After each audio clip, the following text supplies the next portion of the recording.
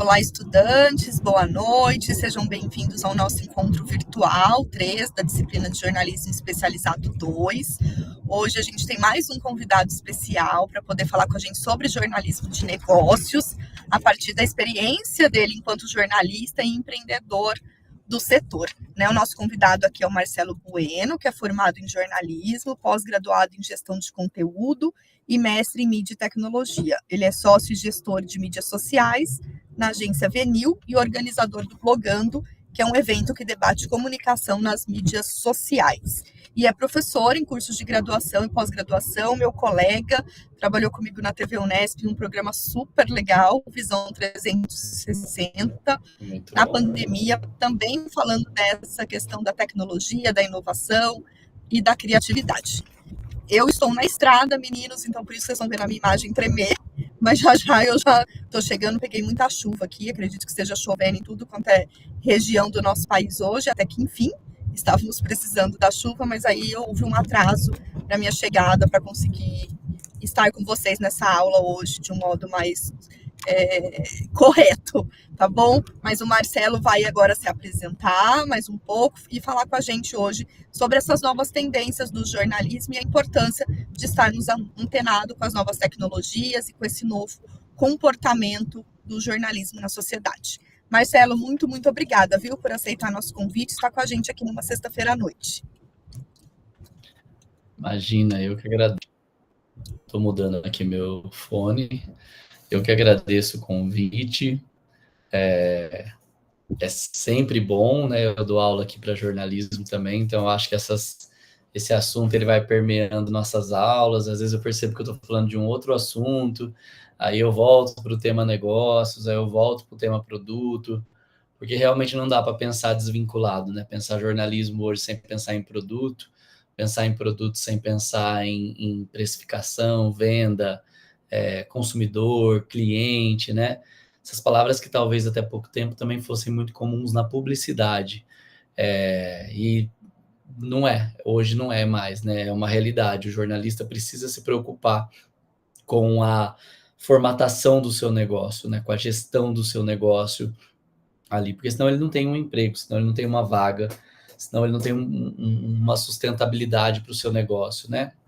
Então eu vou fazer uma rápida introdução aqui, não sei se tão rápida, mas uma introdução sobre algumas coisas que eu tenho visto, né, sobre esse tema. Vou compartilhar o slide aqui com vocês. E também são reflexões, né? Não são definições, não são palavras finais sobre isso, mas reflexões sobre como o jornalismo de negócios, ou como negócios em jornalismo, ou como empreendedorismo na comunicação, ele é muito importante para a gente, né? Então, fiquem à vontade, depois, se vocês quiserem escrever, trocar uma ideia.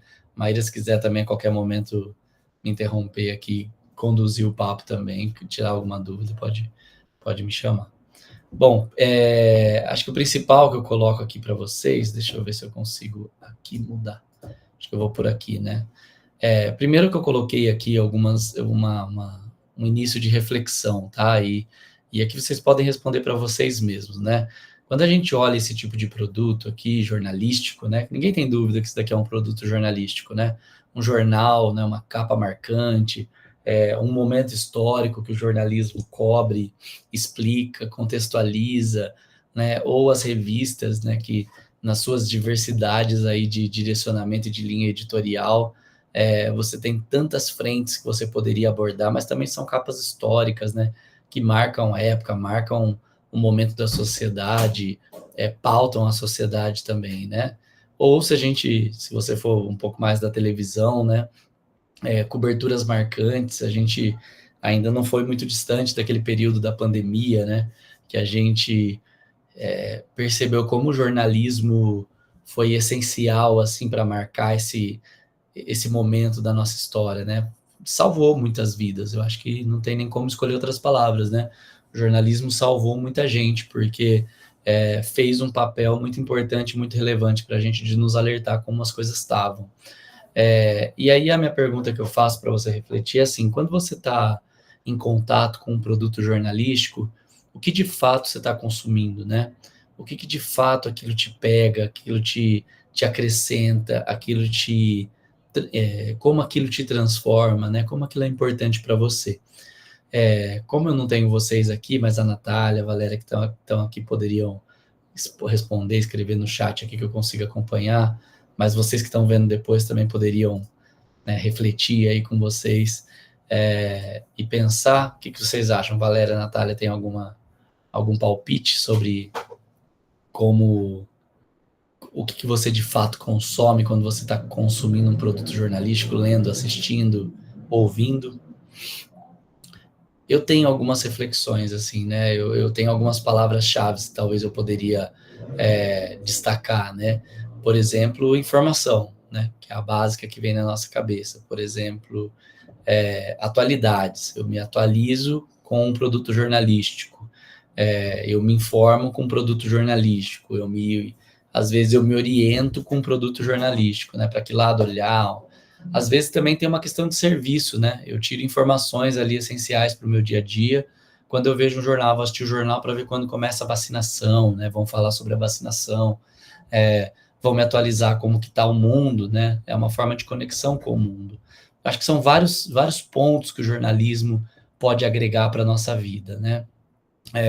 E eu não tenho dúvida, né? Que não só para mim, mas para vocês também, esse é um ponto de relevância, né? A gente sabe que o jornalismo é relevante porque ele causa isso nas pessoas, porque ele traz isso para a gente. Mas, por outro lado, nós estamos numa época onde um conceito, né, que alguns autores falam sobre a desmaterialização. Nós estamos numa época em que aquilo que era concreto, como, por exemplo, aqui os CDs, os discos, ele se desmaterializou. Ele acabou virando algo virtual, né? Aquilo que você consumia e pagava ali, eu lembro que o CD custava 20, 30 reais numa loja de música, né? E aí você tinha que comprar, né? Saiu um novo CD, você ia lá, comprava um CD, né? A gente não tinha como ir comprar, igual agora, que toda sexta-feira no Spotify você tem um monte de lançamento ao mesmo tempo. Você não teria acesso a isso dessa forma há pouco tempo, né? O que houve, gente, né, não sem juízo de valor nesse momento, mas uma desmaterialização. Houve um momento que a gente consumia e armazenava no físico, para um momento que a gente consome, mas não armazena praticamente, né? Nem sente necessidade de armazenar. Se eu desse uma pilha dessa de CDs para vocês, falar, minha coleção de CDs que eu tô te entregando aí de coração, você vai falar, mas o que eu vou fazer com isso? Né? Não tem nem onde guardar, não é melhor você compartilhar sua playlist comigo para eu conhecer, né? Mesma coisa aconteceu com os filmes, né? As bancas, alguns bairros ainda lutam para ter uma banca ali de CD, de Blu-ray, mas agora está tudo aí no seu aplicativo, né? Na sua plataforma, várias plataformas, inclusive, né? Replicando aquilo que a experiência que a gente tinha numa locadora. Mas eu confesso para vocês que não é nem de perto a mesma experiência, né? Acho que quando a gente ia na locadora, a gente sentia realmente aquela imensidão de títulos, né? Eu sentia que eu tinha muito mais coisa para ver ainda, para descobrir. Hoje, quando eu olho um Netflix, eu falo, nossa, não tem nada aqui para eu ver, né? Mesmo tendo ali 500 filmes, 800 filmes no catálogo. A percepção foi diferente, né? A percepção mudou. Em outras áreas, essa percepção mudou também. Se há pouco tempo nosso sonho era ter um carro próprio, conquistar um carro era um status ou um estágio muito importante da vida, hoje em dia existe até um incentivo para que você nem compre o seu carro, mas que você alugue o seu carro, né? Usufrua desse carro aqui que a gente tem para alocar para você por mês, né? Sem você ter aquele peso de ter que ter uma manutenção de carro, de ter que ter um documento de carro para renovar, uma troca de pneu para fazer. Usa esse carro alugado aqui, você vai usando, a gente fica responsável por ele, né? A gente fica responsável pela manutenção e pela documentação dele, né? A Natália falou aqui, ó, eu estou atualmente trabalhando num trabalho de telemarketing receptivo, falando com vários tipos de pessoas. E você falou que o jornalismo salvou vidas e continua salvando após a pandemia, até os impeachments dos outros presidentes. Exato, né? Informando a gente, nos guiando mesmo, né? Bom, qual que era a diferença do que a gente tinha antes do que a gente do que tem depois no jornalismo, né? Primeiro porque antes, quando você comprava um jornal como esse, você tinha peso, você tinha textura, você tinha papel, você tinha um produto, né? Um produto até hierarquizado. Você tinha também dentro desse produto uma curadoria. Você sabia que ao você comprar esse jornal, alguém trabalhou para formatar aquele produto e te entregar. E que se você cumprisse o seu compromisso de ler aquele jornal inteiro, você teria uma informação completa, né? Você estaria informado. Quantas pessoas, seus avós, seus pais, não tinham o hábito de repente, domingo, começar o dia lendo o jornal, se informando, né? Se atualizando ali antes de começar o dia. A gente tinha essa sensação de completude, a gente tinha um produto fechado, e aí era muito mais fácil você fazer uma troca monetária com esse produto, né? Ó, eu te dou a informação e você paga aqui R$10,90 na minha edição. Eu te dou esse bloco de notícias curadas e feitas para você, e em troca disso você me recompensa e paga. E aí nós tínhamos outras moedas também. A publicidade ia lá e comprava um espaço nesse produto fechado, porque ela sabia que o público ia comprar e também ia ler. Com a popularização das redes sociais, as coisas mudaram. A desmaterialização também chegou no jornalismo, né? O que a gente tem hoje, por exemplo, no jornal o Globo, no perfil do jornal o Globo, é um fluxo infinito de notícias. Você não tem mais, né? Claro que o jornal ainda vende o seu produto físico, mas o que você tem hoje é um complemento daquilo que você tem nas redes sociais, né? Um aprofundamento do que você tem nas redes sociais. Mas as redes sociais cumprem o papel do que aquela capa cumpria antigamente. Hoje você tem também um consumo fragmentado, você tem uma mediação tecnológica, você tem um foco no momento, você tem conteúdos interativos, você tem conteúdo multimídias.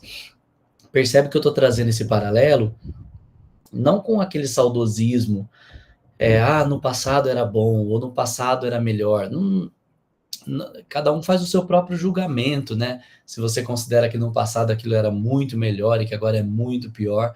Eu acho que os dois lados tinham pontos positivos e momentos positivos e mudanças, né? Mudanças são bem-vindas em todas as áreas. Por que no jornalismo seria diferente, né? Bom, resumindo um pouco dessa teoria desse conceito da desmaterialização, né?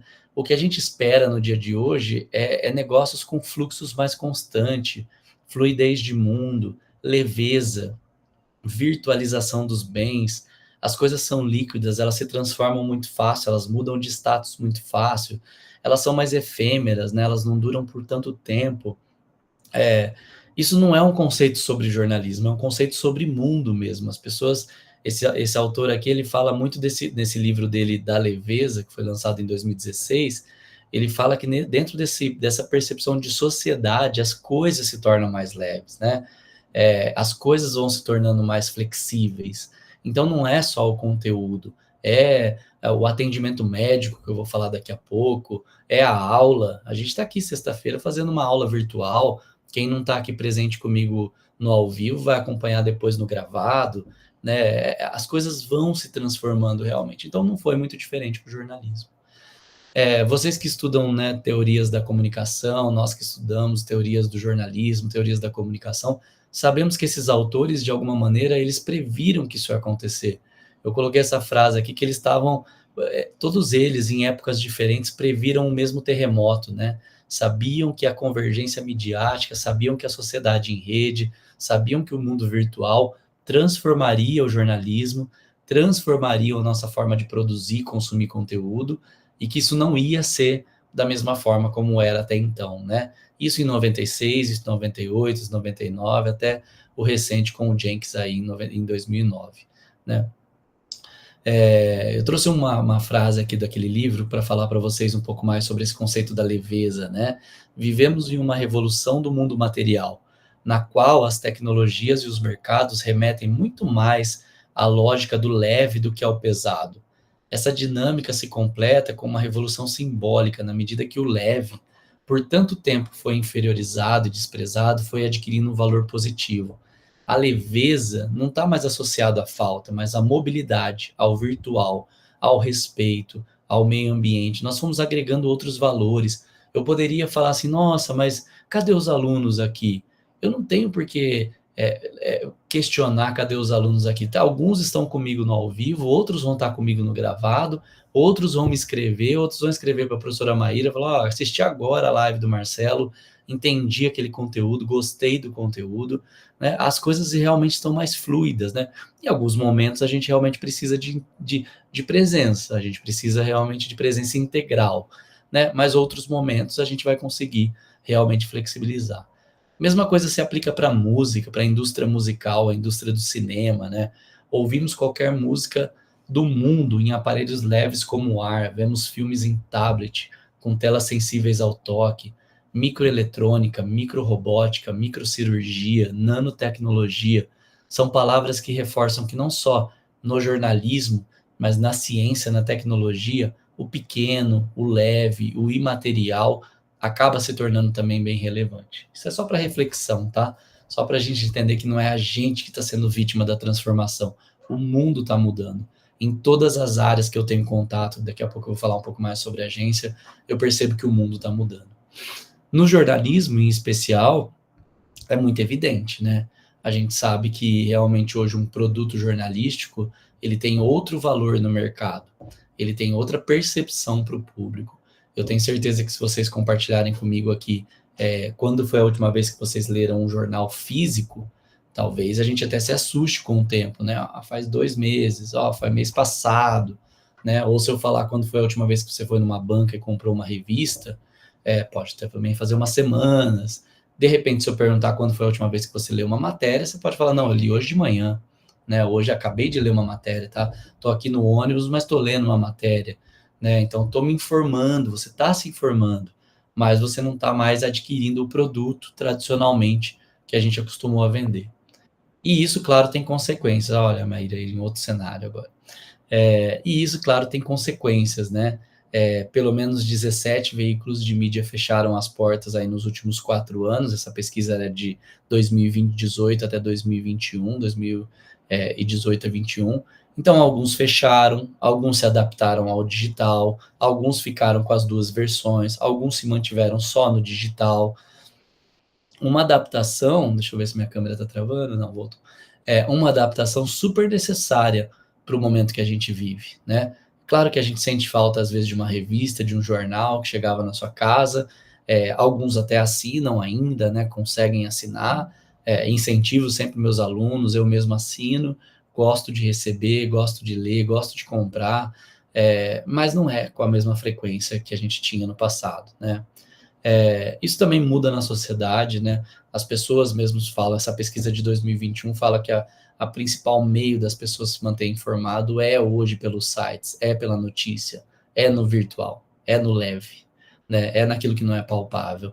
Depois tem a televisão, que eu acho que fisicamente parece muito com o momento do digital, né? Porque é onda de rádio, é onda de transmissão, não é físico mesmo, né? Depois rede social, e depois vem jornais, revistas e, por último, rádio.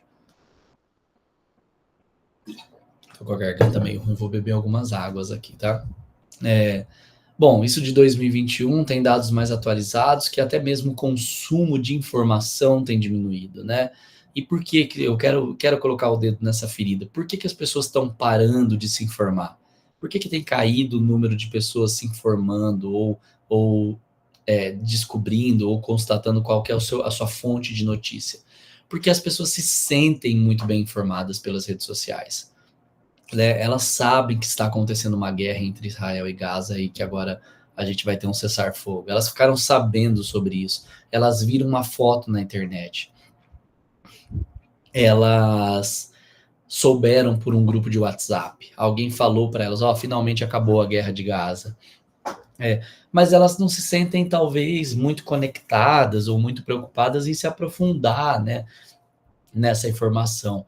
Afinal de contas, chega também muita informação para a gente, nem tudo dá para a gente saber. O Brasil é uma grande novela, toda semana tem uma novidade na política, no Senado, no STF, na Câmara. A gente quase não dá conta mesmo de ficar informado sobre tudo. Mas a grande percepção que a gente percebe é que as pessoas se sentem bem informadas por aquilo que elas veem na rede social, né?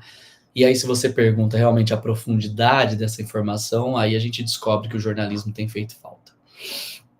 Bom, falei um pouco desse conceito de desmaterialização e quero apresentar rapidamente um outro uma outra reflexão para vocês que vai dar base para o nosso debate.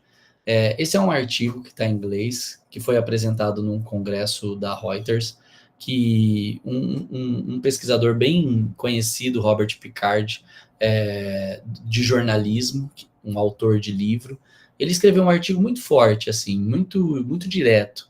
O título do artigo vocês podem ver, né? Por que os jornalistas merecem pagamentos baixos, né? Merecem baixos salários. Olha que polêmico, né? Se a gente chamasse a palestra de por que o jornalista merece receber pouco, eu tenho certeza que alguns iam entrar aqui a mais só para falar, não, vou ofender esse professor maluco que está defendendo a gente ganhar pouco. Não é isso que ele quer dizer, né? Aliás, é isso que ele quer explicar. Ele fala que o valor gerado pelo jornalismo pode ser entendido, o valor, a percepção de valor, ele pode ser entendido de duas maneiras. Primeiro, pelo seu valor intrínseco ou pelo seu valor instrumental. Ele divide o texto nessas duas formas. Ele fala que valor intrínseco é quando alguma coisa é bom por si só. Por exemplo, a beleza, ela é uma coisa boa, né? Ela é uma coisa que nos agrada, ela tem um valor, né? A harmonia, a paz, são conceitos mais subjetivos que por si só são bons, né? São bons de entender, de se adquirir, de reconhecer. A democracia tem o seu valor intrínseco, ela não precisa agregar outras coisas para ela provar que ela é boa. Ela é o melhor sistema que a gente tem hoje de governo, né? Tem seus defeitos, mas ela é boa por si só. Tem um outro também tipo de valor, que é o que ele chama de valor instrumental. É algo que também torna algo valioso, né? Então, é o valor de algo que facilita você conquistar um objetivo, um bem social. E ele fala que o jornalismo, ele não é, por mais que nós que produzimos jornalismo temos uma visão de que ele tem um valor intrínseco, na verdade ele tem um valor instrumental, a defesa dele, eu tendo a concordar com ele. O jornalismo é um meio, o jornalismo é uma ferramenta, é a partir dele que a gente conquista algo, como eu falei no começo da aula, eu conquisto informação, eu conquisto discernimento, eu conquisto mais aprofundamento, eu me atualizo sobre o mundo com o jornalismo, mas o jornalismo sozinho não, né? E aí ele faz um paralelo muito rápido que as pessoas tendem a pagar mais por aquilo que mostra para elas que tem um valor muito único, muito específico. E aí eu coloquei 3 exemplos aqui, que é, por exemplo, o próprio médico. Por que a gente paga caro por atendimento médico, né? Consultas particulares, planos médicos, porque o valor que tem aquilo que ele te oferece é muito forte. Ele te oferece a cura, ele te oferece saúde, ele te oferece continuidade de vida, ele te oferece respostas, né? Então, não tenho dúvida que vale a pena pagar, por exemplo, R$ 400 para ir numa consulta médica. O que os engenheiros que ganham super bem também, alguns engenheiros, né? Por que eles ganham bem? Né? Porque eles têm uma troca de produto com a sociedade que é muito valiosa, dura muito tempo, fica para sempre, depende de muitas vidas dependem daquilo, né? Trazem inovação, tem uma duração. Eu estou acompanhando agora uma obra de um cliente meu que estão gastando milhões nessa obra, mas é uma obra que vai durar e vai retornar esse investimento em outros milhões, porque uma engenharia bem feita consegue trazer isso. Os advogados, por que alguns advogados também se destacam, ganham bem? Porque eles protegem seu patrimônio, eles protegem seu direito, eles te ajudam diante da justiça, eles te evitam, né, para o bom e para o mal, né, para os trambiqueiros também, eles ajudam você a evitar a cadeia. Quem quer ficar preso hoje em dia, né? Por mais coisas erradas que você faça, um político, né, que é fácil da gente identificar, veja que político que você conhece aí que falou, eu me ofereço para ir para a cadeia porque eu estou errado. Ninguém. Então, o valor atribuído a essas funções é muito maior. Por outro lado, ele fala que alguns trabalhos realmente não são mais altamente, não são valorizados. E ele fala, primeiro, aquelas funções repetitivas, ou aquelas funções que facilmente são substituídas.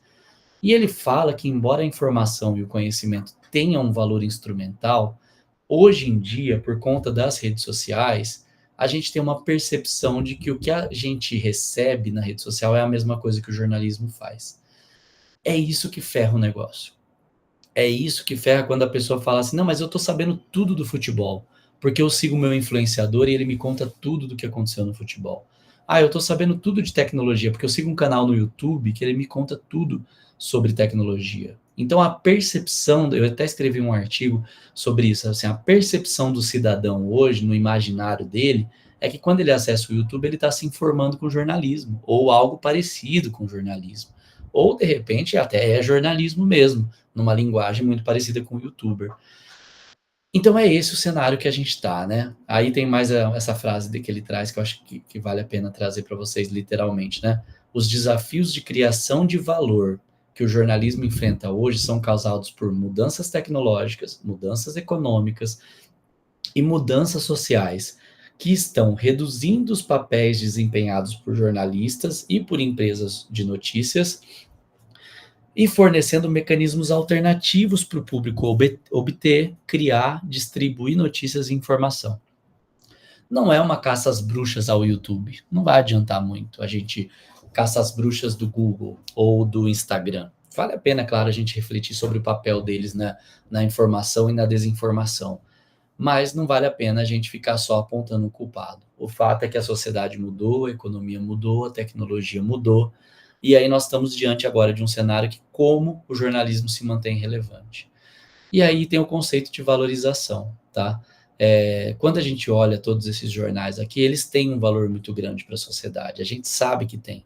Nós que estudamos sabemos. O que a gente precisa fazer é transformar isso para que a sociedade também perceba, né? Eu coloquei essa frase de um outro livro que eu gosto muito, que ele fala assim, ó, desde que existe imprensa, nunca houve tanta gente consumindo o que a gente faz, né? Tem muito podcast, tem muito portal, tem muita notícia. Eu acho que hoje a gente produz, acho, não tenho certeza, a gente produz muito mais notícia hoje do que o que a gente produzia na época do jornal impresso, na época das revistas, porque tem notícia para todo lado, tem notícia para todo público, tem notícia de todo nicho. E os benefícios que o jornalismo tem, e aí eu coloco alguns produtos que respondem diretamente a esse apontamento que o Robert Picard faz, são benefícios funcionais, fornecem informação, nos ajudam a entender o nosso lugar do mundo, nos ajudam a fazer parte da sociedade.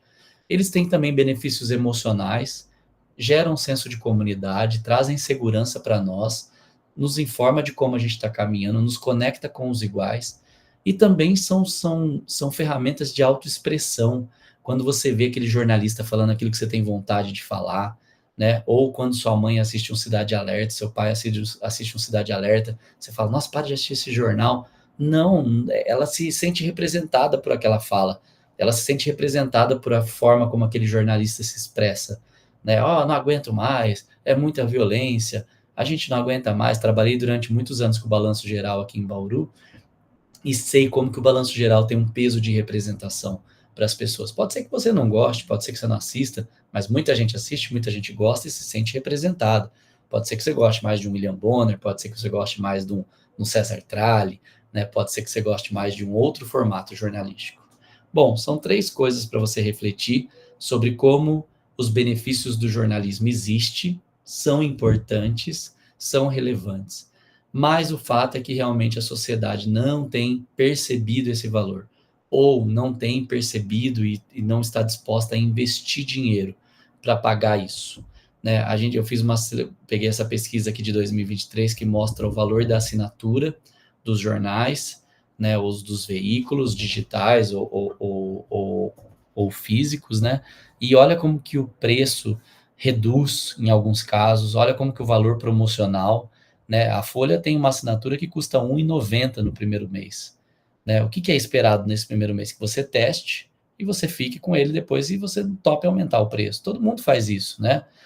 A Netflix também faz isso, a Globo faz isso, né? Ah, o primeiro mês é de graça, os primeiros 7 dias são de graça. Nós precisamos agora entender que existe uma nova camada de criação de valor para a sociedade. A sociedade que se considera bem informada nas redes sociais a gente precisa entender a linguagem, o tom de mostrar para eles que o jornalismo também importa. Como a gente pode evidenciar esses benefícios? Como que a gente pode deixar isso evidente? Porque a questão é que a sociedade paga por conteúdo, só que ela não tem pagado tanto pelo jornalismo, né? E aí eu vou, para finalizar minha fala aqui introdutória, né, falar sobre algumas inovações que estão acontecendo. Os podcasts é uma inovação que está acontecendo. Esse tanto de podcast que a gente tem, ele traz para a gente um resgate da narrativa, um resgate das histórias, né? Chico Felice ali nas produções dos podcasts dele, como que ele vem contando uma história, desenvolvendo uma história, o Além do Meme, o que ele fez da casa, que virou série. Olha como que um produto, uma investigação jornalística consegue ganhar asas, né? E ir longe, né? Produtos on demand para você poder ouvir a qualquer momento, produtos transmídias, produtos multimídias, né? Assiste essa reportagem no Jornal Nacional, quer saber um pouco no Fantástico, quer saber um pouco mais, vai ouvir o podcast deles, né? Então tem muitas outras linguagens e outras formas de contar notícia que surgiram. Inovações que estão acontecendo no formato também, né? O The News, apesar de não se assumirem ali dentro de uma curadoria jornalística, eu vi uma entrevista do dono falando, olha, nós não temos necessariamente jornalistas aqui dentro, nós temos redatores, né? Mas ele cresceu ali, usa o nome, né? The News, se apresenta como jornal que todo mundo lê, é um dilema, né? É um jornal que todo mundo lê quando ele fala que não é feito por jornalistas. Mas, enfim, de 100 mil assinantes para 1 milhão de assinantes. Hoje nós não temos essa visibilidade nos veículos tradicionais, né? Com publicidade, com curadoria de informação, com eventos, enfim, uma força de uma comunidade, isso tudo é muito relevante. Outras inovações que estão acontecendo é quando a gente começa a usar a tecnologia a favor do jornalismo, para mostrar que o que a gente faz é uma comunicação muito mais assertiva do que você vai ter na rede social. Análises mais profundas, cruzamento de dados, tradução de dados complexos para o usuário. Se as pessoas não perceberem que nós temos a capacidade e o poder de fazer isso, elas realmente vão confundir a gente com o youtuber, né? E a gente não é. Outras inovações, nós não somos, né? Outras inovações que estão acontecendo, os próprios conglomerados de outros veículos de notícia, consórcios de veículos, fazendo grandes e profundas reportagens.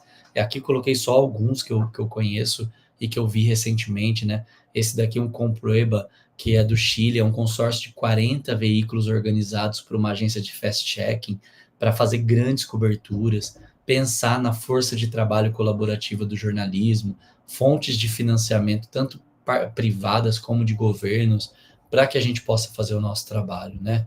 Outro exemplo que eu gosto muito, né? O Meio, o Nexo, né? Outras ferramentas ali que estão fazendo um casamento melhor com a tecnologia, né?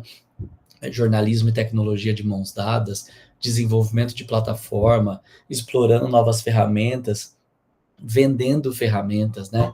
Esse veículo aqui, ele vende essa ferramenta que chama Legislatec. Você pode acompanhar os desdobramentos de leis e de votações pela plataforma deles com assinatura. É forma de financiamento. É um caso até legal, porque eles divulgam a lista de faturamento deles e eles arrecadam com assinatura R$5.000. R$5.000 não paga o salário de um jornalista em São Paulo, acredito, né? Com os benefícios e com CLT e com tudo mais. Mas eles vivem de outras fontes de financiamento. E aí eu tenho que dar o braço a torcer também para os influenciadores, porque também a gente precisa aprender um pouco com a linguagem deles, né? Eles aprenderam muito rapidamente ali a falar com o nicho, a adaptar a linguagem, a usar formatos diferentes, né? 1 a cada 5 pessoas recebem notícias por conta dos influenciadores. E existe esse movimento no jornalismo, né? Da gente aprender um pouco mais com a linguagem dos influenciadores. E eu tenho certeza que a gente tem muito a ensinar também para os influenciadores, porque eles também podem aprender com a gente o rigor da apuração, o rigor da boa notícia, né, o valor da notícia verdadeira, né, a responsabilidade em cima daquilo que você comunica. Né? Nós não vamos fazer anúncio de joguinhos de azar, nós não vamos enganar o nosso consumidor atrás de clique, né? Então eles também têm muito a aprender com a gente e nós com eles também. E aí, claro, né, a bola da vez aí, que eu acho que vai durar por muito tempo, é como que a inteligência artificial nos ajuda a crescer, a exponenciar, a aumentar o nosso trabalho, né? Otimizar o nosso trabalho. Então, como eu falei para vocês, assim, a questão é que o brasileiro hoje ele paga, mas ele paga por aquilo que ele vê um valor.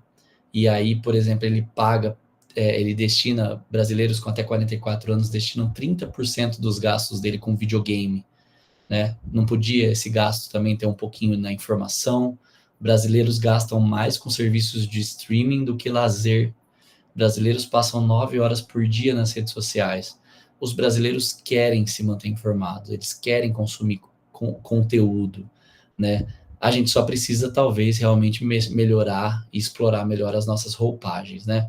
Aqui também outros exemplos de plataforma que eu sei que vocês estão em pelo menos uma delas. Do Tinder ao Uber, né? Todo mundo está usando essa plataforma, às vezes assina, às vezes investe um dinheiro, porque realmente sabe que elas agregam para a sua vida.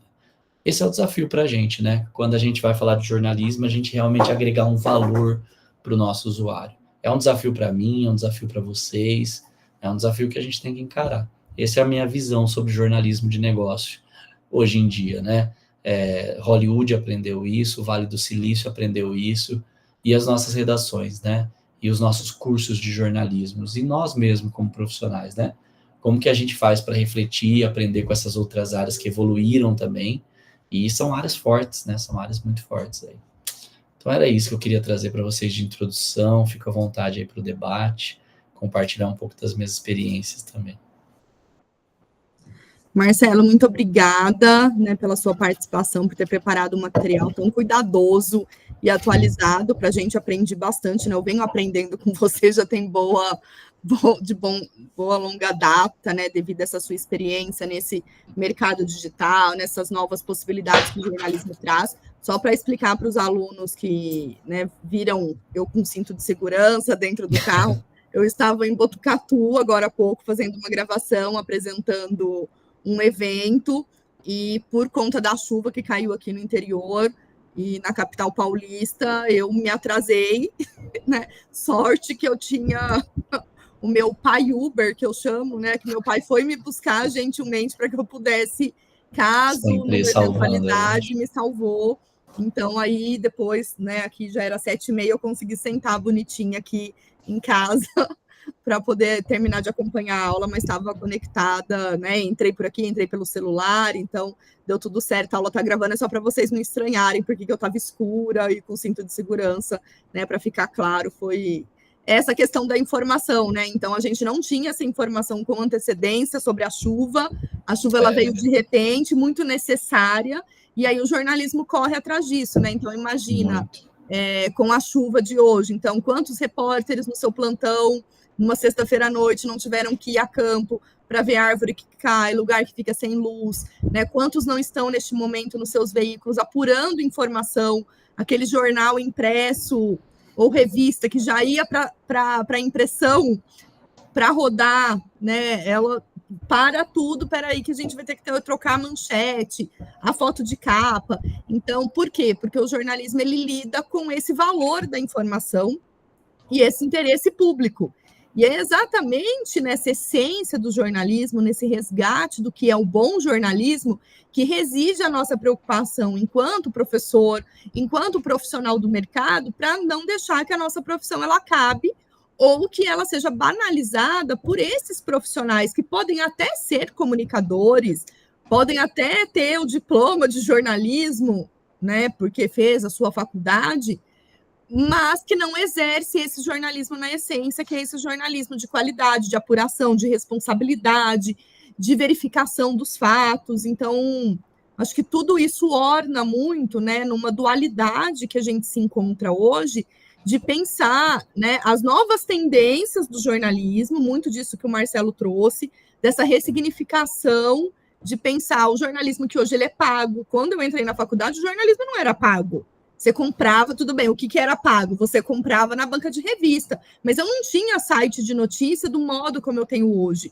Eu não tinha redes sociais que têm os seus veículos informativos ali presentes e personas de mídia que se colocam na posição de levar informação ao outro. Veja bem, eu estou falando informação, eu não estou falando notícia. A informação, todos nós damos informação. Né? Então, eu cheguei aqui em casa e minha mãe falou assim, nossa, olha, choveu, ainda bem que eu deixei a janela fechada. Isso é uma informação. Nossa, será que seu irmão levou o guarda-chuva? Isso né, é um questionamento, que jornalistas também fazem esse questionamento, mas o modo como a gente faz e a densidade do aprofundamento desse tipo de informação vem das nossas técnicas. Então, por isso que a notícia ela é diferente. Qual que é a base da notícia? É a informação, mas nem toda informação é notícia. Então, isso é importante a gente pontuar, né? Então, a prestação de serviço, igual a gente estava falando da previsão do tempo, né? Que foi o que me pegou hoje aqui com a intempérie climática que a gente tem vivenciado. Essa prestação de serviço é informação mais simples, mas eu preciso ter uma fonte confiável. Então, por isso que se erra tanto a previsão do tempo, né? Se fala assim, a gente não pode confiar na previsão do tempo, erra muito. Por quê? Depende de equipamento que funciona, depende da tecnologia, depende da conexão, depende do satélite. N variáveis que não vão te garantir a precisão da informação. E aí, essa falta de precisão, ela faz com que muitas vezes a notícia ela se desatualize ou ela beire a algo que não pareça tão verdade assim. Né, já que a notícia, a gente sempre fala sobre isso, que ela é a construção de uma informação, né? A notícia é um produto construído. E essa construção hoje, aí eu vou pedir para o Marcelo dialogar um pouquinho com a gente dentro dessa perspectiva. Essa construção de notícia hoje, ela também se ressignifica nesse processo que a gente pensa da factualidade. Então, a chuva, um acidente, quanto está o dólar, a bolsa, quem foi eleito, quem não foi eleito, quem ganhou o Nobel da Paz e etc. Né? Então, para pegar assuntos, quem ganhou o Oscar, quem não ganhou, o filme que está sendo produzido e etc., que são aqueles assuntos factuais. Mas a gente tem hoje o mercado em si, o mercado que eu digo indústria, empresas, então restaurantes, prestadores de serviço, agência de turismo, que estão buscando notícias, né? Eles estão buscando produzir notícias ou construir notícias para vender os seus produtos, né? Ou para se posicionar no mercado de um modo que garanta mais clientela para eles. E aí entra um papel que, na minha visão, é muito importante, e o Marcelo tem experiência nisso, em agência de comunicação. Então, a gente tem aquele comportamento, né, de agência de comunicação, que eu vou fazer uma assessoria, mas eu tenho hoje agência de comunicação que ela produz conteúdo. E alguns desses conteúdos, eles são notícia, eles são produzidos por jornalistas, eles visam essa apuração, eles entrevistam. Então, eu queria entender do Marcelo como que está esse negócio, né? Esse mercado hoje, que ele sai meramente de uma assessoria, de acompanhar para entrevista, de fazer media training, de elaborar release, que também é um produto jornalístico, mas ele vem também quando um produtor de conteúdo. Então, a gente tem empresa hoje que mantém blog, que mantém site com notícia, que, né, vai plantar, que a gente chama, né, o jargão que a gente usa, o verbo, né, vai plantar pauta, ou vai plantar notícia em veículos que são tradicionais. Então, como que esse mercado hoje funciona e como que a gente, né, tem que estar antenado com essa tendência sem perder, né, essa precisão, a clareza, a apuração, que fazem parte das técnicas e das características clássicas de um bom jornalismo. Muito bom, ótima pergunta, ótima fala. Assim, essencial.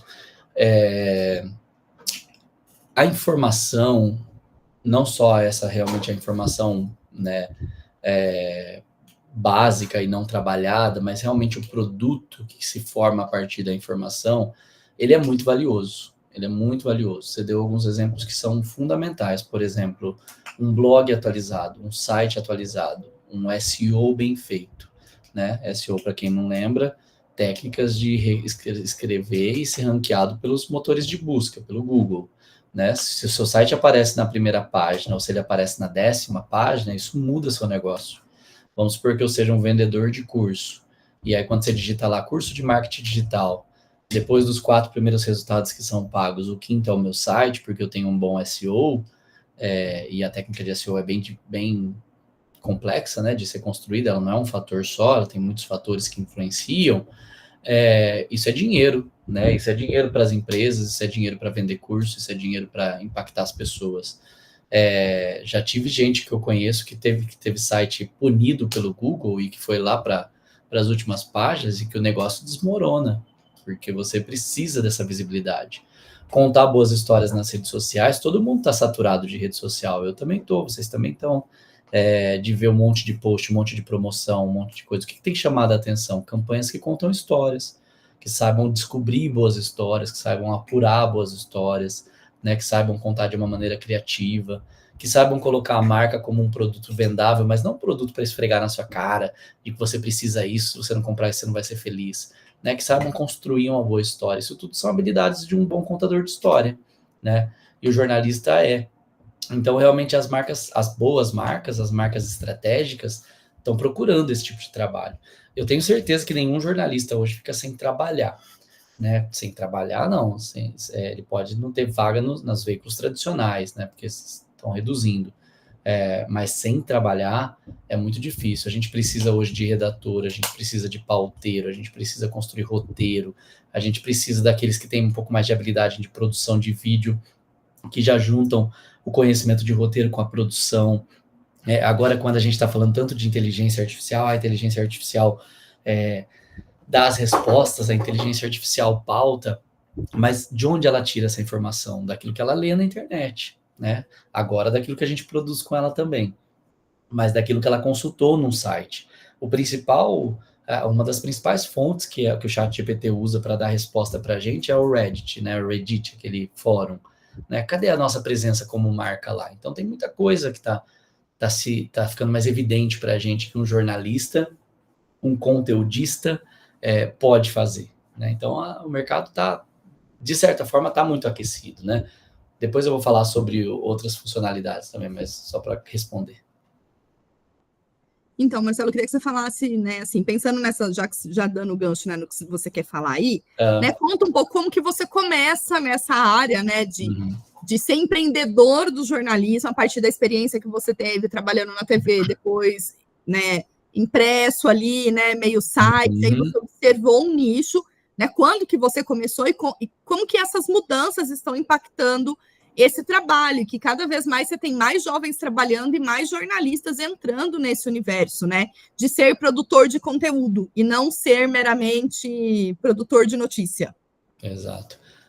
Minha trajetória, assim, eu fiz faculdade em 2009, terminei em 2012, então é relativamente recente. Eu comecei a faculdade, já comecei trabalhando na Record em TV, que sempre foi meu sonho. Eu sempre adorei TV, sempre achei TV muito legal. Consegui logo no primeiro ano, fiz os 4 anos da faculdade, depois fiquei mais 2 na Record. Foi realmente um sonho realizado, assim. Mas durante o meu período na Record, eu comecei a ir para o caminho do digital, né? Lá dentro mesmo eu trabalhava um pouco mais com o jornal do dia, mas também trabalhava com o digital. E aí eu comecei a perceber que o potencial do digital para a carreira, né, para vislumbrar uma carreira, eu falava para meus amigos da redação, a gente precisa aprender a fazer mais no digital. Aí comecei a organizar o evento que a Maíra até falou, né, desde 2012 eu organizei esse evento que falava sobre mídia digital, falava sobre os formatos de conteúdo. Então eu fui percebendo que, na verdade, quando eu fui mandado embora da Record naqueles cortes que eles faziam, né, cortes grandes, por mais que aquilo impacte, né, você nunca gosta de ser mandado embora, mas por mais que aquilo impacte, eu tive, sei lá, 2 minutos de crise, assim, e depois falei, não, preciso correr atrás. Inclusive, era o primeiro ano que eu estava organizando o meu evento em Salvador. Eu sou de Bauru, né? Então, eu falei, e eu não ia no evento. Já estava certo que eu não ia, a Record não tinha me liberado, eu não tinha férias para tirar nada, então eu não ia. Das primeiras coisas que eu fiz, assim, eu falei, nossa, eu preciso ir lá, fazer isso e preciso comprar minha passagem para Salvador, porque eu vou conhecer, vou ver o meu evento acontecendo em Salvador. Então, assim, as portas foram se abrindo, não é nem que eu não abandonei a TV em nenhum momento, pelo contrário, eu gosto, admiro, mas, assim, as portas foram se abrindo em outros caminhos que eu fui percebendo que para minha carreira aquilo traria mais estabilidade, trariam potenciais. E hoje eu faço essa interface com a comunicação, né? E gosto, assim, né? Tenho me reconhecido nesse espaço. Então, foi aí aconteceu que eu fui convidado para entrar, eu era estagiário numa agência e fui convidado para entrar na sociedade dessa agência, que é a agência Vinil, que eu estou desde 2014, né? Então, por um período ali, eu trabalhei na Record e na agência. Aí, quando aconteceu da Record mandar embora, automaticamente a agência falou, vem para o tempo integral. Eu falei, não quero, agora eu quero viajar um pouquinho. Quando eu voltei da viagem, eu falei, não, agora eu quero. E aí, então olha que legal, você consegue ter poder de escolha, né? Depois eu pensei estrategicamente, falei, poxa, os caras estão querendo que eu fique aqui. Aí me chamaram para a sociedade, foi ficando um pouco melhor para mim, e desde então tenho estado, assim. As crises vêm, né? As dificuldades vêm, todo lugar tem, é desafiador do mesmo jeito. Conduzir uma equipe, né? Contratar, demitir, pagar imposto, tudo isso é difícil mesmo, como falam. Mas é muito bom você sentir que você está muito próximo de, né, fazendo aquilo que você gosta, que é comunicação. Algumas vezes eu trabalho um pouco mais com a publicidade, né, do que com o jornalismo, mas eu consigo realmente, assim, hoje eu produzo podcast, eu produzo séries, eu procuro histórias legais, eu tenho algumas partes do meu trabalho que me conectam diretamente com a comunicação e jornalismo. Mas fala um pouquinho desse nicho, então, né, Marcelo, aquilo que você tem observado de tendência, né? Você falou bastante, né? Assim, acho que o podcast, mesacast, que a gente tem chamado, audiocast, né? Audiovisual cast tem bombado, né? O rádio se apropriou dessa linguagem audiovisual e se colocou no YouTube nessa presentificação, porque o rádio antes era só a voz. E agora não, agora você vê o jornalista, e aí eles criam estratégias para que naquela hora daquele intervalo comercial, quem está no YouTube faz o quê? Se eu não pago anúncio para o YouTube. Então, essa é uma tendência, né? O próprio podcast, as músicas, o streaming que você colocou também, mas o que mais esse novo modelo de negócio, né, de jornalismo digital tem colocado, e depois a gente fala um pouco mais da inteligência artificial aí, que eu quero ouvir sua opinião. Tem muita coisa, assim, tem, por exemplo, as técnicas de redação estão cada vez mais apuradas, assim, o X-Writer, você ter técnicas de SEO, você escrever para inteligência artificial, saber como valorizar esse texto. Eu vou só me permitir fazer um parênteses com a questão do SEO, que a gente acha que é só escrever bem a parte do processo. Poder produzir um release para sua empresa que saia nos veículos é muito mais relevante para o SEO do que escrever bem. Então, assim, é um jornalista articulador de notícia, articulador de entrevista.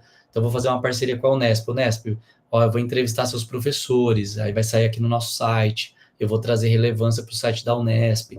Então, eu só estou mostrando uma dinâmica que, mais do que escrever, né, mais do que contar a história, a gente vai adicionando camadas de valor no nosso trabalho. E aí, quando, por exemplo, eu que contrato, eu sei que o jornalista, quando ele chega na minha equipe, ele tem muito mais capacidade de descobrir história, de conferir informação, né? Se eu entrego na mão de um jornalista uma pauta de podcast, eu sei que eu posso confiar naquelas informações que ele trouxe, nos dados que ele pesquisou, nas informações que ele casou.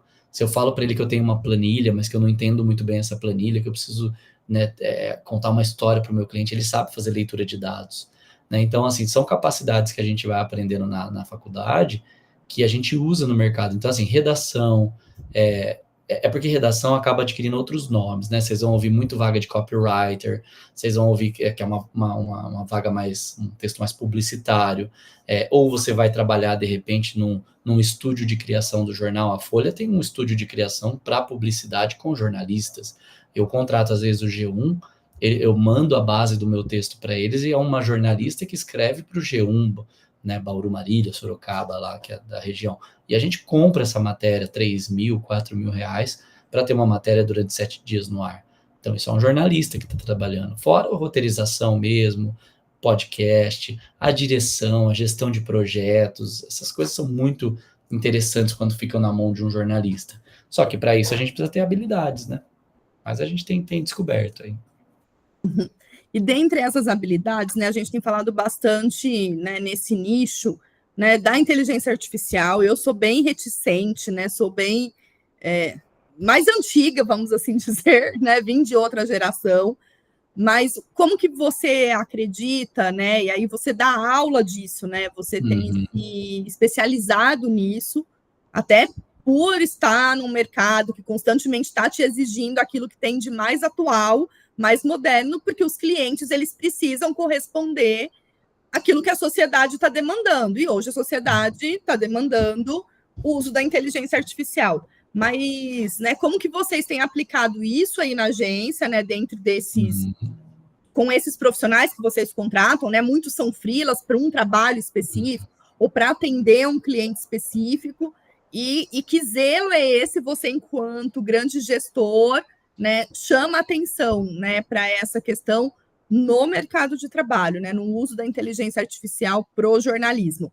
Só vou abrir um parênteses, né, porque eles fizeram uma atividade para mim, né, da primeira atividade avaliativa, e eu pedi para que eles pontuassem o porquê um determinado tema era importante para uma crônica, porque a gente estava trabalhando com jornalismo opinativo, e depois escrevesse uma crônica, né, enquanto um cronista, jornalista de um determinado, né, um veículo. E em alguns momentos a gente identifica que o uso da inteligência artificial foi feito.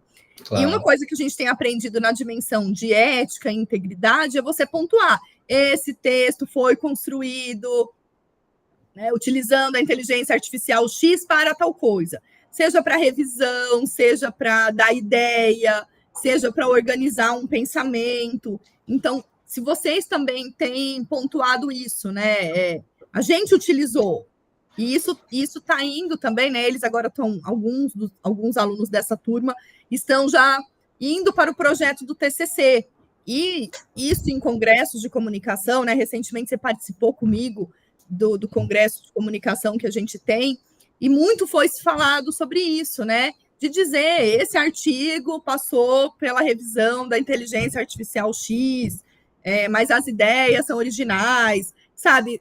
Como que vocês têm olhado essa questão da transparência do uso da IA e desse zelo para que a IA ela não venha banalizar esse trabalho que você disse, né? Que eu tenho que saber escrever bem, apurar bem, interpretar dados e contar uma boa história. Perfeito, assim, eu acho que é fácil responder isso, assim, ela é uma oportunidade e ela é uma ameaça. Do ponto de vista da oportunidade, eu acho que a gente está diante da maior revolução que a gente teve desde a época do surgimento da internet. Eu acho que quando surgiu a internet, eu e você estávamos começando no mercado de trabalho, né? Nós estávamos começando, assim, nós percebemos nós vimos, né, o surgimento do Orkut, depois o fim do Orkut, mas é uma questão de timing, gente. A gente não tinha como falar, nossa, vou ver esse negócio aqui, vou transformar isso num negócio, vou ganhar dinheiro com isso, vou colocar minhas habilidades nisso daqui. Muita gente fez, quem fez saiu muito bem, né? Quem já falava, quem já liderava, quem já tinha comunidade, conseguiu levar isso para o mundo digital, foi muito bem. Eu realmente acho que a inteligência artificial é como se fosse uma nova onda de internet surgindo. Pode ser que daqui 3 anos eu esteja errado, pode ser que daqui isso dissipe, pode ser que daqui a pouco vire tão comum como a internet hoje é para a gente, né? A gente está todo tempo online, né? Mas eu vim de uma época que a gente estava online e offline, conectava e desconectava. Agora está todo mundo online. Então pode ser, eu acredito realmente que daqui a pouco a inteligência não vai ser só uma plataforma, né? Vai ser, às vezes, parte do nosso navegador, parte do nosso celular, parte da nossa câmera, parte do nosso fone. Mas eu acho que realmente é uma coisa que não tem volta. É uma oportunidade para que a gente aprenda a trabalhar com ela, a partir dela, e para que ela nos ajude também em funções que talvez a gente possa fazer até melhor. Por exemplo, análise de dados, né? Agora, como tudo na vida, eu ouvi uma frase esses dias muito interessante, né? O criador do avião também criou o acidente aéreo, né? Porque com tudo que vem de positivo, vem também uma responsabilidade e um negativo. E eu percebo que principalmente os mais jovens, né? Eu oriento bastante TCC, e eu tenho falado bastante com os alunos, assim, com muito cuidado com a inteligência artificial. Ela escreve esse texto para você e você ainda não tem nem maturidade para perceber que esse texto está ruim, que esse texto tá típico de inteligência artificial. Ele tá superficial, ele não tem uma assinatura sua, não dá para ver o seu estilo aqui. E aí as pessoas falam, não, mas eu só usei para escrever uns parágrafos que eu estava na dúvida.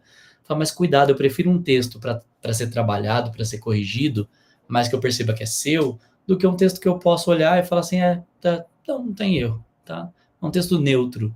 A gente não está aqui para fazer texto neutro, a gente não está aqui para fazer pauta de podcast neutra, a gente está aqui para aprofundar.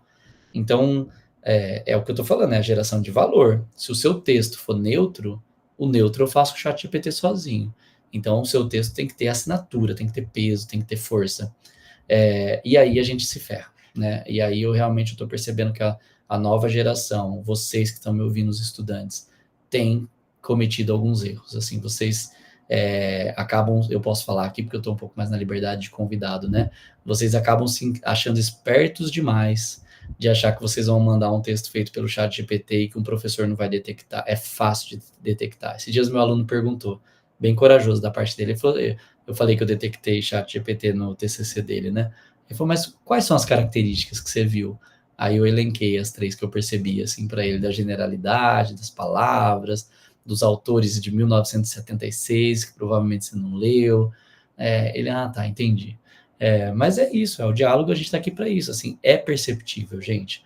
Hoje, quando eu faço uma pauta, quando eu mando para um cliente, ou quando eu faço uma consultoria e vou apresentar, eu tomo muito cuidado. Eu uso inteligência artificial em todos os meus processos, mas eu tomo muito cuidado com o meu filtro, com o meu olhar, com a minha retirada de informações, com a minha validação de informações, que aí já responde o que você perguntou.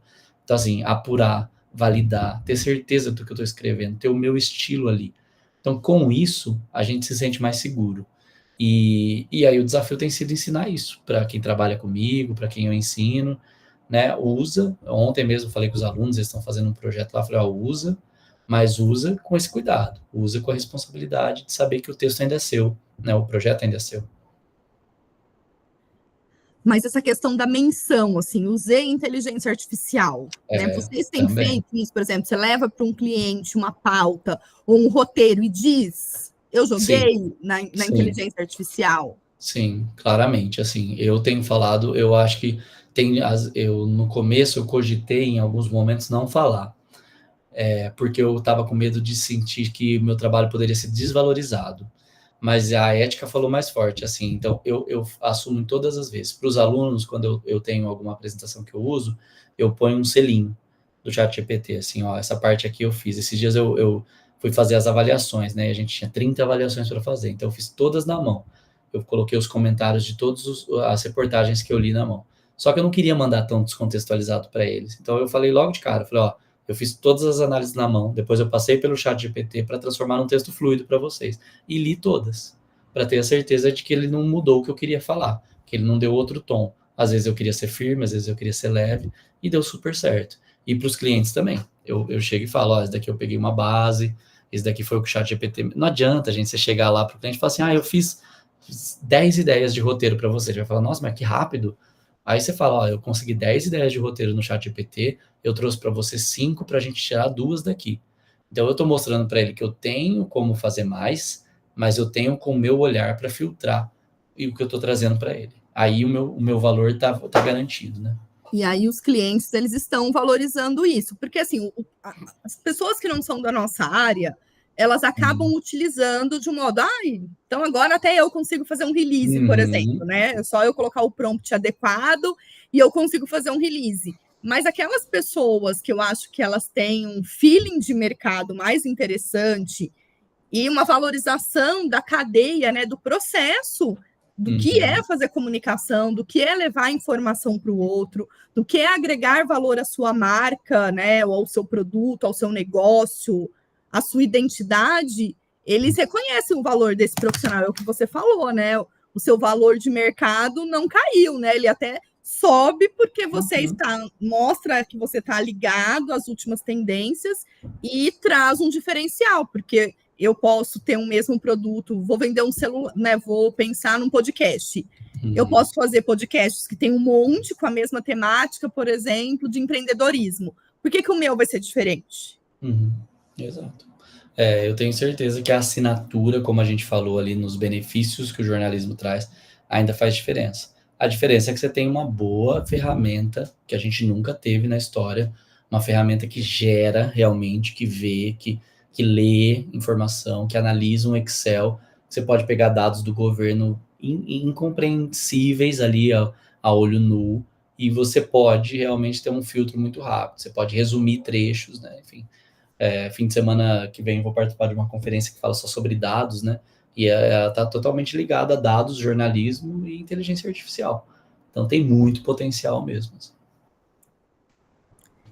E Marcelo, assim, né, pensando uma dica para quem está estudando agora, né? Eu sei que você dá aula para o primeiro ano, também está lá na ponte do último ano, né, olhando para essa geração que está interessada no jornalismo, que eu acho que é muita coragem e paixão que envolve você hoje se matricular num curso, né? Não só no jornalismo, mas eu acho que na comunicação como um todo, que está todo mundo se achando meio influenciador, meio comunicador, meio produtor de conteúdo, mas, né, ter esse selo da formação, ele é um diferencial, né? Então, olhando para essa nova geração, não estou falando de idade, né? Não é questão geracional, geração X, Y, Z e alfa e afins. Mas, assim, né, a geração que está se matriculando no curso, independentemente da faixa etária, dentro dessas tendências que a gente tem hoje, né, assim, que dica é esse, que dica é essa, que conselho é esse, né? Acho que uma coisa muito legal que você falou é assim, não vai ficar sem emprego,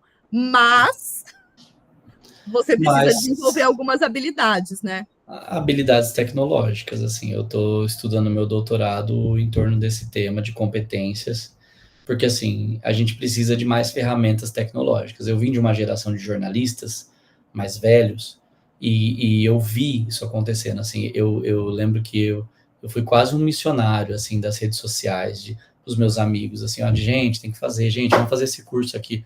Lá no evento que eu organizava, a gente trazia esses debates, eu falava para o pessoal da redação, ó, vocês têm que ir lá, vai falar sobre YouTube, vai falar sobre Snapchat.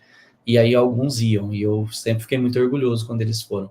E alguns nunca ligaram, né? Principalmente os que se sentiam mais seguros, assim. E aí eu lembro esses dias eu conversei com um amigo que ele falou assim, nossa, você estava certo, né? Lá atrás você estava certo, a gente zoava. E eu não quero ficar me vangloriando que eu tô certo, eu só quero avisar vocês agora. É tecnologia, assim. Quem puder aprender a programar, aprende. Quem puder mexer com IA, aprende. Quem puder aprender uma habilidade de edição, aprende. Né? Quem conseguir se comunicar diante da câmera, né, com flexibilidade, contar histórias, aprofunda nisso, melhora nisso. Né? IA todo mundo vai usar em algum momento. Então, assim, eu acho que habilidades tecnológicas, né, acrescentar outras habilidades aí que você consiga mexer. Eu não gosto daquela coisa não tecnologia, sabe? Então, realmente, eu sou um defensor. Ah, mas eu não gosto muito da tecnologia, né? Porque ela realmente tem problemas e dá medo mesmo. Mas não tem como, né? Hoje a gente precisa aprender a fazer realmente uma leitura de dados, um desenvolvimento tecnológico. Eu mostrei ali a plataforma do Meio, se não me engano, eu acho que foi o Meio, que desenvolveu aquela plataforma ali, Legislatec. É isso, né? É uma plataforma que você consegue vender para o Brasil inteiro, as pessoas vão pagar uma assinatura, uma licença, aquilo vai sustentar o seu formato jornalístico e você vai produzir aquilo que você gosta, sustentado por uma startup de tecnologia. Então, assim, não dá para a gente pensar o jornalismo sozinho, como se fosse um barco que fosse atravessar o oceano inteiro sozinho. Alguns atravessam, alguns chegam do outro lado, mas a chuva é forte no meio do caminho, pode ser que sozinho você não consiga realmente chegar para o seu objetivo. E aí, né, Marcelo, a gente está na disciplina de jornalismo especializado. E aí existe essa especialização nessa área da tecnologia que tem batido muito forte, né, na inteligência, batido no sentido de persistência, né?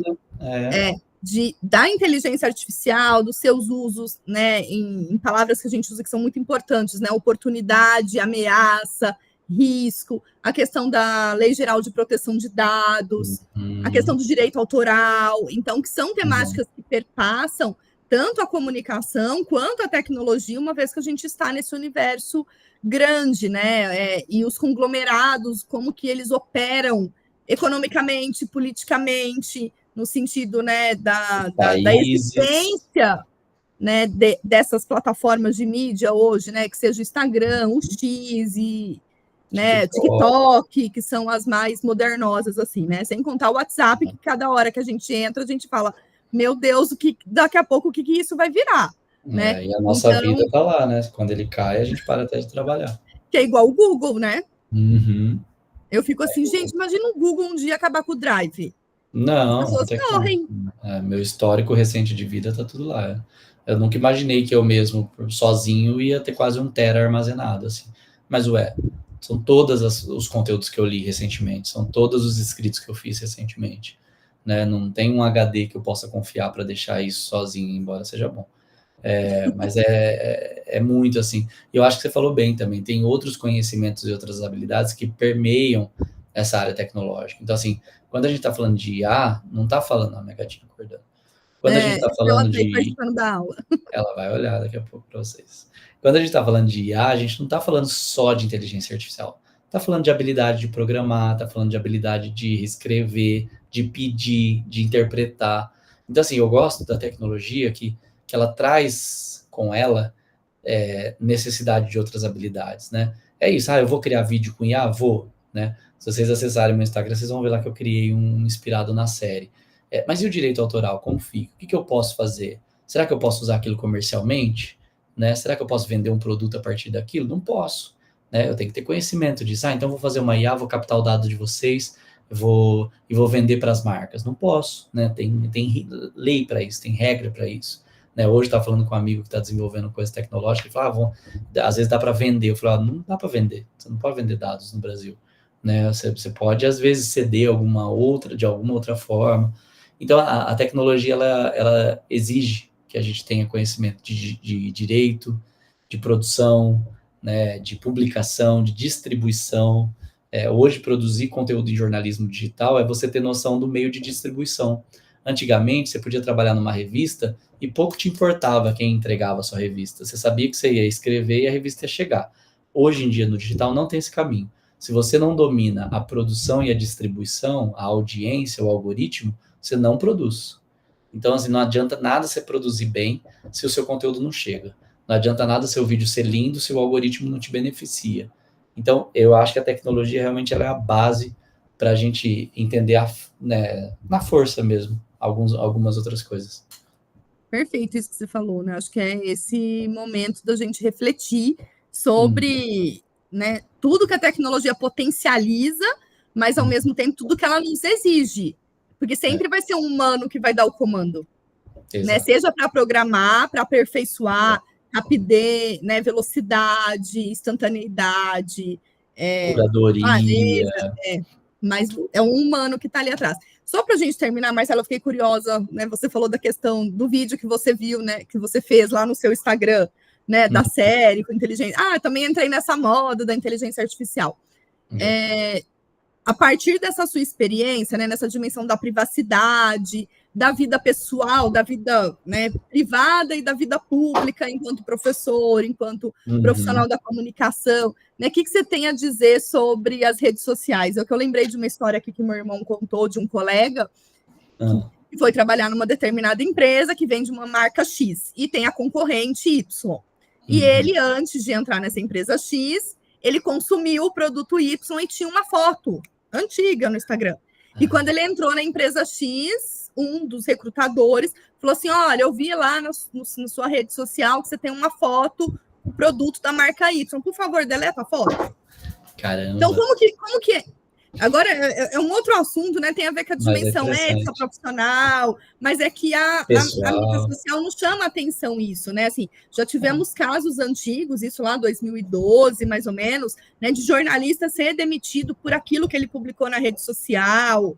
Então, como que você hoje, nesse universo em que está todo mundo muito conectado, olha isso, seus clientes observam as suas redes sociais, por exemplo, né? Que cuidados que você tem, a gente vive num contexto de polarização política, né? Que dica que você dá aí para essa rede social? Nossa, de cada dia, né? Sim, é um palco, né? É um palco, assim, eu acho que os nossos veteranos na profissão tinham muita certeza que, assim, tinha palco quem era um jornalista muito televisivo ali, ou quem era muito conhecido. Nós, né, as pessoas da sociedade, a gente sabia que a celebridade tinha palco, né? Então, era muito específico quem tinha visibilidade na internet. Desculpa, nas mídias, né? Não era todo mundo que tinha audiência, não era todo mundo que tinha seguidores, né? Não era todo mundo que falava para muita gente, né? Esses stories que eu fiz da série Ruptura, lá que eu entrei no Sora, né, que é a plataforma que cria cenas cinematográficas de 10 segundos, no dia lá que eu postei, teve 1.000 pessoas assistindo. Nunca tive tanta gente assistindo meus stories, né, eu não sou uma pessoa super seguida, mas 1.000 pessoas num dia é bastante para mim, bastante para os meus padrões. Eu fiquei atento, né, quem, né, de onde, alguns conhecidos, alguns não, alguns que nunca interagiram, né, alguns clientes, alguns alunos, né, alguns que não são seguidores, mas que visivelmente eu vi pelas métricas que alguém encaminhou, né? Então, assim, eu entendo aquilo como um palco, E aí o palco ele exige responsabilidade mesmo. Só que eu acho que a gente não é vítima desse cenário, a gente pode conduzir esse cenário. Então, hoje eu enxergo como um palco e eu uso naquilo que eu posso, dentro do que eu posso, ao meu favor. Então, assim, eu quero realmente que os meus clientes vejam que eu estou conectado com as novidades tecnológicas, que os meus alunos reconheçam em mim que eu estou antenado do que está acontecendo, e que eu usei um pouco mesmo, né, porque acho que é importante usar, e que eu estou atento aos desdobramentos disso, né? Por exemplo, eu usei essa inteligência artificial que escaneou meu rosto, né? Eu fiz assim, falei 3 palavras para ela e ela replicou minha voz e meu rosto. Até isso eu quero entender, né? Eu quero entender até onde ela pode, o que ela faz, que horas que eu corto, né? Eu coloquei uma configuração que somente eu posso usar o meu rosto ali. Ah, mas é extremamente seguro para o resto da vida? Claro que não, nada é seguro para o resto da vida, né? Mas eu queria entender, e eu só posso entender adaptando, mexendo, testando, gostando ou não gostando. No outro dia ainda o pessoal da TV Record lá de Campinas me pediu um vídeo, né, pediu para usar o vídeo, pediu depois uma gravação minha contando como foi essa experiência, e aí tinha um debate lá com um especialista digital também, então meu vídeo entrou lá no meio do debate, então assim, é isso que a gente faz, né, a gente também se informa, pauta, influencia, mesmo não querendo ser influenciador, a gente acaba influenciando. Mas realmente é um palco, tem que tomar cuidado. Querido, muito obrigada, Marcelo, pela sua dedicação, né, e em bater esse papo com a gente numa sexta-feira à noite chuvosa, que pegou todo mundo meio desprevenido, embora seja muito importante a chuva nesse momento. Né? Então, assim, a aula ela vai ficar gravada depois para os alunos. Se você puder, né? Eu acredito que os slides sejam aqueles mesmos que você me mandou. Não sei se você atualizou alguma coisa depois que a gente conversou hoje pelo WhatsApp, que aí eu disponibilizo para eles também na plataforma, né? Para eles terem acesso. E muito, muito obrigada aí, né? Por você, né, ceder o seu tempo, vir conversar com a gente aqui, compartilhar essas experiências aí já mais jovem e conectado do que a professora aqui que vos fala, imagina, tá bom? Imagina. Adoro nossas conversas, saudades de você aqui, mas a gente está sempre próximo, sempre perto. E vocês também, se precisarem de alguma coisa, me chamem lá nas redes, que eu tô quase. Aí faz a propaganda, né? @Marcelo Bueno. Marcelo Bueno J, meu Instagram, Marcelo Bueno no Twitter, me encontra lá que a gente troca ideia. Tem o LinkedIn também, fica à vontade.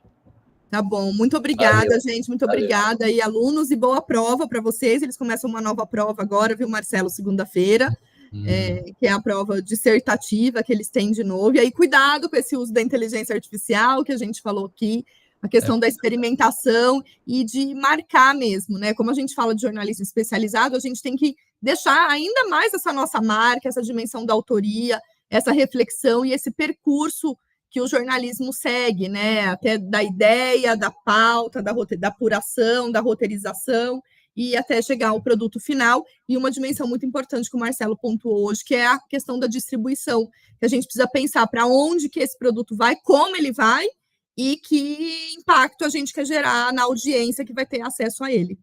Tá joia? Então, aí nossa avaliação vai caminhar a partir desse nosso bate-papo aqui com o Marcelo e com os conteúdos que estão lá na plataforma. Tá bom, gente? Boa noite aí para vocês. Muito obrigada. Bom final de semana para todo mundo. Um abraço. Tchau, tchau.